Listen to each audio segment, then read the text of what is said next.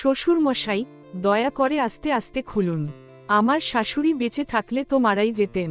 আমি তাকে বারবার বলছিলাম, কিন্তু শ্বশুরমশাই শোনেননি। সেদিন তার যা করার ইচ্ছে ছিল, তিনি তাই করলেন। এই সব কিভাবে ঘটল, আমি সব বলবো। আমার নাম লায়লা। আমার বয়স 24 বছর। আমি আর আমার শ্বশুরমশাই চেন্নাইয়ের একটা হোটেলে থাকি। আমার শাশুড়ি 1 বছর আগে অসুস্থ হয়ে মারা যান। তার মৃত্যুর পর আমার শ্বশুরমশাই খুব হতাশ হয়ে পড়েন। তিনি তার সমস্ত দৈনন্দিন কাজ ছেড়ে দেন এবং বেশিরভাগ সময় বাড়িতে চুপচাপ বসে কাটাতেন। আমার স্বামী কয়েক বছর আগে এক দুর্ঘটনায় মারা যান। তখন থেকে আমি বিধবা হয়ে আমার শ্বশুরমশাইয়ের সাথে থাকছি।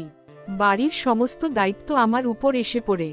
আমি বাড়ির সমস্ত কাজ করে অফিসে যেতাম। আমার জীবনে আর কেউ ছিল না। আমার স্বামী চলে গিয়েছিলেন। আমার বাবা মা নেই, এখন আমার শাশুড়িও নেই। বিয়ের আগে আমার একজন প্রেমিক ছিল, কিন্তু সেও আমাকে ছেড়ে চলে গেছে। ওই ঘটনার পর ভালোবাসার মতো বিষয়গুলোর ওপর থেকে আমার সব বিশ্বাস উঠে গিয়েছিল। সত্যি বলতে, আমার জীবনটা অন্ধকারে ভরে গিয়েছিল। আমার শ্বশুরমশাইয়ের শোক আমাকে গভীরভাবে কষ্ট দিত। আমি চাইতাম তিনি তার সেই সুখী, প্রাণবন্ত জীবনে ফিরে পান। আগে তিনি তার বন্ধুদের সাথে দেখা করতেন এবং তাদের সাথে আড্ডা দিতেন। কিন্তু আমার শাশুড়ির মৃত্যুর পর তিনি বাইরে যাওয়া বন্ধ করে দেন। বড়জোর তিনি রাস্তার মোড়ে সবজি কিনতে যেতেন। বাকি সময়টা তিনি শুধু টিভি দেখতেন। ক্রাইম স্টোরি ছিল তার প্রিয় অনুষ্ঠান। আমি কাজ থেকে ফিরে দেখতাম তিনি ওটা দেখছেন। আমার এটা কখনোই ভালো লাগতো না, কারণ প্রতিবারই কোনো মেয়ের সাথে খারাপ কিছু ঘটত। আমি সবসময় ভাবতাম, আমি কি তাকে আবার আগের মতো করে তুলতে পারবো? তার জীবনে কি রং ফিরিয়ে আনার কোনো উপায় ছিল? একদিন রাতে, প্রায় রাত 2টার দিকে, আমি জল খেতে উঠলাম। আমার শ্বশুর দোতলার ঘরে ঘুমাতেন। আমি নিচতলার ঘরে ছিলাম যখন উপরতলা থেকে কিছু একটা পড়ার শব্দ শুনলাম। বাড়িটা পুরোপুরি অন্ধকার ছিল। আমি চমকে উঠলাম। যদি আমি সোজা উপরে চলে যেতাম, আমার শ্বশুর জেগে যেতেন বা আতঙ্কিত হয়ে পড়তেন। তাই আমি কোনো শব্দ না করে ধীরে ধীরে উপরে গেলাম। দরজাটা সামান্য খোলা ছিল। আমি আলতো করে ধাক্কা দিয়ে ভেতরে উকি দিলাম। ভেতরে যা দেখলাম তা আমাকে হতবাক করে দিল। আমার শ্বশুরের মোবাইল ফোনের ফ্ল্যাশলাইট ঝালানো ছিল। তিনি এক হাতে তার ছোট্ট কুকুরছানাটিকে এবং অন্য হাতে মোবাইল ফোনটি ধরেছিলেন। তিনি ফোনে একটি ভিডিও দেখতে দেখতে কুকুরছানাটিকে এদিক ওদিক ঘোরাচ্ছিলেন। সম্ভবত ঠিক সেই মুহূর্তেই বিছানার কাছে রাখা জলের গ্লাসটা তার হাত থেকে পড়ে গেল। কিন্তু সে শব্দটাও শুনতে পেল না। সে এতটাই মগ্ন ছিল যে দরজা খোলার শব্দও শুনতে পায়নি। শ্বশুরমশাই ভিডিও দেখতে দেখতে পাপ্পুর মাথায় তেল মালিশ করছিলেন। পাপ্পু মারামারি করার জন্য প্রস্তুত ছিল। সত্যি বলতে, আমার চুপচাপ ওখান থেকে চলে আসা উচিত ছিল, কিন্তু ওকে এটা করতে দেখে আমার অদ্ভুত লাগছিল। তাই আমি কোনো শব্দ না করে সেখানেই থেকে ওকে দেখতে লাগলাম। কিছুক্ষণ পর সে আরও দ্রুত এটা করতে শুরু করল। তার মুখে নানা রকম অভিব্যক্তি স্পষ্ট দেখা যাচ্ছিল। তারপর কিছুক্ষণ পর সে একটা গভীর শ্বাস নিল, আর তারপর পাপ্পু হঠাৎ এমনভাবে বমি করল যেন পাইপ দিয়ে ফোয়ারা বেরিয়ে আসছে। বমি করার পর পাপ্পু শান্ত হল। সে তার মোবাইলটা একপাশে রেখে শুয়ে পড়ল। আমি আস্তে আস্তে সরে গিয়ে আমার ঘরে চলে গেলাম। নিচে যা দেখলাম আর অনুভব করলাম, তাতে আমার বিশ্বাসই হচ্ছিল না যে আমার শ্বশুর এমন কাজ করতে পারেন। কিন্তু তারপর আমি ভাবতে শুরু করলাম, এটা স্বাভাবিক। এটা নিয়ে বেশি ভাবার কিছু নেই। আমার শ্বশুর একজন পুরুষ, আর একজন পুরুষ যদি তার ইচ্ছা পূরণ করতে পারে, তাতে ভুলটা কি? একটা মেয়েকে হেনস্থা করার চেয়ে এটা ভালো, আমি ভাবলাম। 1.5 বছর হয়ে গেছে, উনি তো কিছুই করেননি। আমি ভাবলাম, তাতে ভুলটা কি? আমি জিজ্ঞেস করলাম। এখন যেহেতু উনি কোনো সাহায্য পাচ্ছেন না, উনি পাপ্পুর ওপরই নির্ভর করতে হবে। উনি আর কি বা করতে পারেন? এই কথা ভাবতে ভাবতে আমার মাথায় এই চিন্তাটা এলো, আর কি সমাধান আছে? হঠাৎ আমি খেয়াল করলাম যে আমার শ্বশুর তার পাপ্পুটা নাড়াতে নাড়াতে খুব খুশি দেখাচ্ছে। আমি তাকে এত খুশি আগে কখনো দেখিনি। তখন আমি নিশ্চিত হলাম এবং বুঝতে পারলাম আমার শ্বশুর মশাইয়ের কি প্রয়োজন। এটাই একমাত্র জিনিস যা তাকে আবার খুশি করতে পারত। আমি অনেকক্ষণ ধরে ভাবলাম কিভাবে তাকে খুশি করা যায়। আমি কোনো সমাধান খুঁজে পাচ্ছিলাম না। তার জীবনে কেউ এলে তিনি খুব খুশি হতেন। এটা নিয়ে ভাবতে ভাবতে আমি ঘুমিয়ে পড়লাম। পরদিন সকালে আমার শ্বশুর স্নান করতে গেলেন, আর আমি সকালের নাস্তা বানাচ্ছিলাম। হঠাৎ আমার আগের দৃশ্যটার কথা মনে পড়ে গেল এবং তিনি তার মোবাইল ফোনে কি ভিডিও দেখেন তা দেখার সিদ্ধান্ত নিলাম। সকালবেলা তিনি বাথরুমে ছিলেন আর আমি রান্নাঘরে চা বানাচ্ছিলাম, কিন্তু আমার মন বারবার সেই রাতের দৃশ্যটার দিকে ফিরে যাচ্ছিল। আমি তার একাকিত্বটা বুঝতে শুরু করেছিলাম। যখন একজন নারী একা থাকে সবাই তার কষ্টটা বোঝে, কিন্তু যখন একজন পুরুষ একা থাকে তাকে কেবল শক্ত থাকতে হয়। সে ভেতরে ভেতরে কতটা ভেঙে পড়েছে তা কেউ জিজ্ঞেস করে না। আমি নিঃশব্দে তার শ্বশুরের মোবাইল ফোনটা তুলে নিলাম। ওটা লক করা ছিল না। আমি হিস্ট্রি খুলে কয়েকটি ভিডিও দেখলাম। কয়েকটি ভিডিও গত রাতে দেখা ভিডিওগুলোর মতোই ছিল, কিন্তু কোনোটিই হুবহু এক ছিল না। সবগুলোই ছিল আবেগঘন। আমি অবাক হয়ে গেলাম। হয়তো তিনি শুধু শারীরিক নয়, মানসিক সংযোগও চেয়েছিলেন। ঠিক সেই দিনই প্রথমবারের মতো আমি নিজের হাতে একটু বেশি ভালোবাসা দিয়ে তার জন্য দুপুরের খাবার রান্না করেছিলাম। খাবার পরিবেশন করার পর তিনি আমার দিকে তাকালেন। অনেকক্ষণ পর তার চোখে হালকা একটা দ্যুতি দেখা গেল।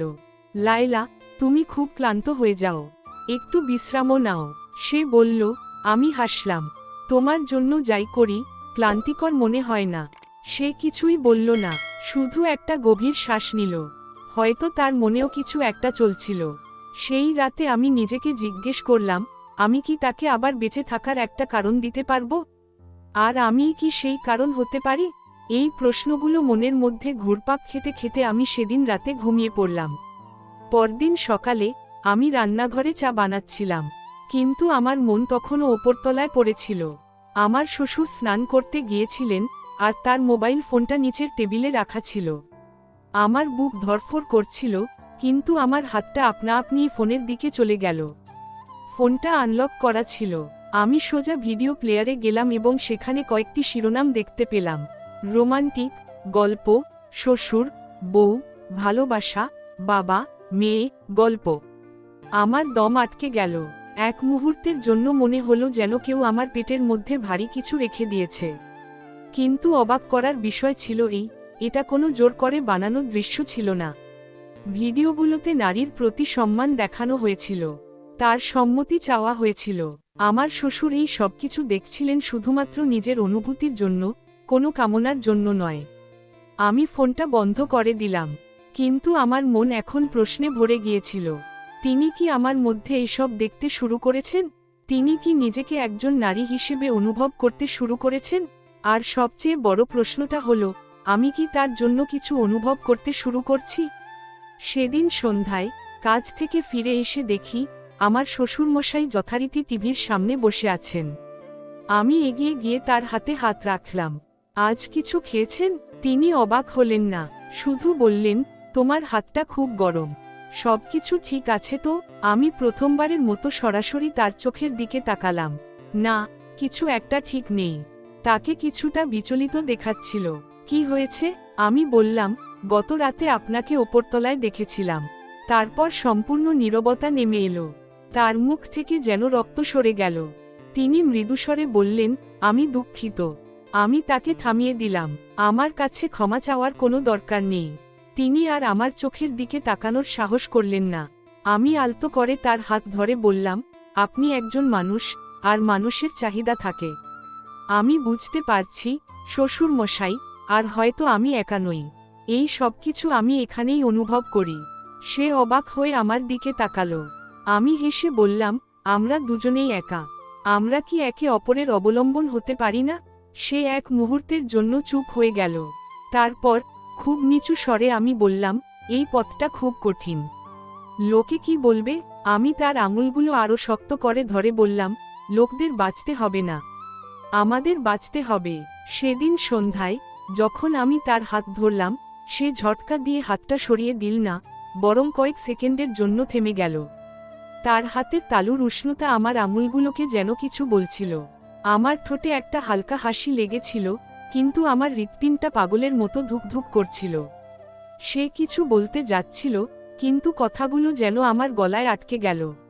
আমি নরম স্বরে বললাম, আমাকে সত্যিটা বলো, সেদিন যখন তুমি আমাকে প্রথমবার শাড়িতে দেখেছিলে, তোমার কি কিছু মনে হয়েছিল? সে চোখ নামিয়ে নিল। তারপর খুব নরমভাবে আমি নিজেকে থামিয়ে দিলাম কারণ তুমি আমার ছেলের ছিলে। আমি ওর মুখটা আমার হাতে তুলে নিলাম।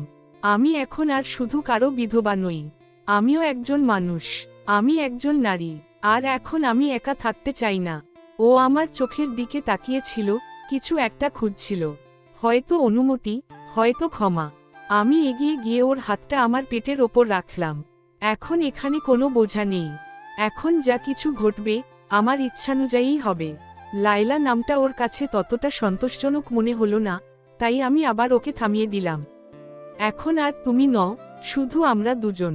প্রথমবারের মতো ওকে জড়িয়ে ধরে আমি আমার মনের সব বোঝা নামিয়ে দিলাম। রাত 11টায় বাড়ির আলো নিভিয়ে দেওয়া হলো। আমরা দুজনেই চুপচাপ নিজেদের ঘরে ছিলাম, কিন্তু আমি কেউই ঘুমাতে পারছিলাম না। কিছুক্ষণ পর ওপরতলা থেকে ওর পায়ের শব্দ শুনতে পেলাম। দরজা খুলল না, শুধু হালকা টোকা পড়ল। আমি দরজাটা খুললাম, ও সেখানে দাঁড়িয়ে ছিল, সাদা কুর্তা পরা, পায়ে চপ্পল নেই, যেন কিছু বলতে এসে পথেই ভুলে গেছে। আমি কিছু না জিজ্ঞেস করেই ওকে ভেতরে আসতে বললাম। ঘরে একটা ছোট নাইটলাইট জ্বলছিল। আমি নরম সুরে জিজ্ঞেস করলাম, চা বানিয়ে দেব? ও বলল, আজ আমার আরও উষ্ণ আর অন্তরঙ্গ কিছু চাই। কোনো উত্তর না দিয়ে আমি ওর আঙুল ধরে ওকে বিছানার দিকে নিয়ে গেলাম। ওর হাত কাঁপছিল।